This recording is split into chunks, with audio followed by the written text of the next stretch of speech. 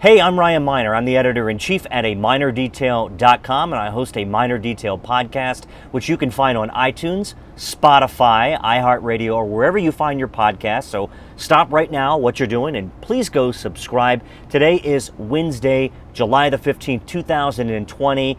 Today would have been Talls, the annual J. Millard Talls Crab Feast down in Crisfield, and we missed it, of course, because of the pandemic. Hopefully, we can go in October. I think it's the 14th that it's scheduled, and we'll be there, and it won't be so hot. I'm following two big stories, including one that was breaking just this afternoon. Governor Larry Hogan held a press conference this afternoon at 4 o'clock p.m. to announce that Maryland officials discovered a massive unemployment fraud scheme that resulted in $501 million of fraudulent claims. It's a lot of money. Here's the scoop. Hogan said that Maryland's Department of Labor identified 47,000 false claims made using stolen identities and personal information, and it was acquired from previous data breaches.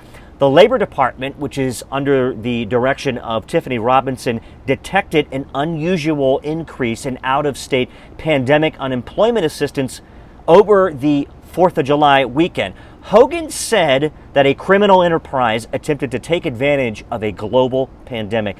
Now, the state has been working on this fraud investigation, with the U.S. Attorney for the District of Maryland and the U.S. Department of Labor Office of Inspector General.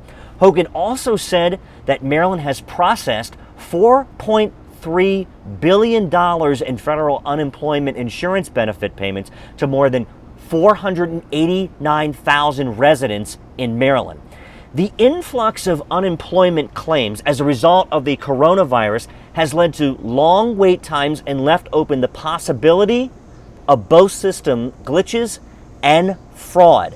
Last week, Marylanders, they faced a new hurdle trying to collect unemployment insurance. Some people were given benefits only to have them canceled suddenly due to fraud concerns, according to Maryland officials. Have you lost your job as a result of the coronavirus? Have you been laid off? Have you filed for unemployment insurance? Has it been a disaster? Have you not received your benefits on time? Let me know. Email me at ryan@aminordetail.com and I will investigate it. I will look into it, and I'm sure many other media outlets are as well. But this is so important that government works, and it seems like government is working in the state of Maryland, having uncovered this massive fraud scheme, which I'm sure there will be more on this soon. Now, the second story is going to pale in comparison to the uncovering of a massive unemployment scheme, but it's still nonetheless relevant to Maryland politics.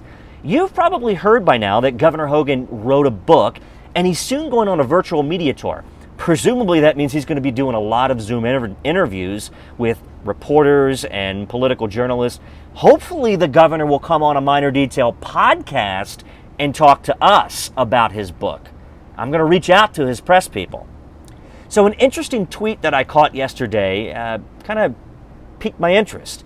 Former Baltimore Sun reporter turned New York Times political reporter Luke Broadwater tweeted yesterday evening around 5:30 that since announcing his book tour, Governor Hogan has done the following. He's criticized Speaker Pelosi.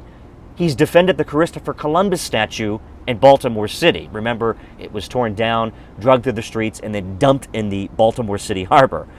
He's moved away from supporting mail-in voting. You remember, he's going to send out absentee ballot requests, not actual ballots. And he's also accused Freddie Gray of having gang ties, and he's bashed former Baltimore City Mayor Stephanie Rollins Blake and Maryland State's Attorney Marilyn Mosby.